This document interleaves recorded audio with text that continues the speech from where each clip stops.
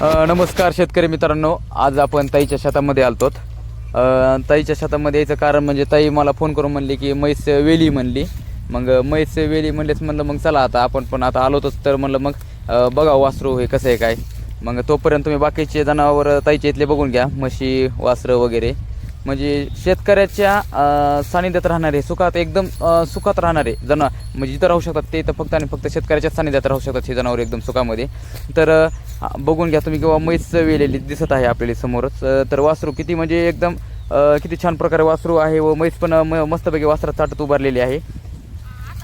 एकदम छान असं वासरू दिलेलं आहे म्हशीने. तर म्हैस येऊन एक फक्त अर्धा तास झालेला आहे, तर वासरू मनानं दूध पित आहे. म्हणजे निसर्गाची किती मोठी महिमा आहे ही. एकदम चांगलं छान वाटलं एकदम किंवा म्हैस वेलेली आहे. आणि त्यातली त्यात ताईला ते म्हणजे भाऊजी म्हैस विकायला घेऊन जाणारच होते, पण मग नंतर आता म्हैस वेली मग तर म्हणले आता काय आता जाऊ द्या घरीच ठेवत म्हणले म्हैस अशी पण वेली म्हणले. खूप भारी वाटलं ते ऐकून.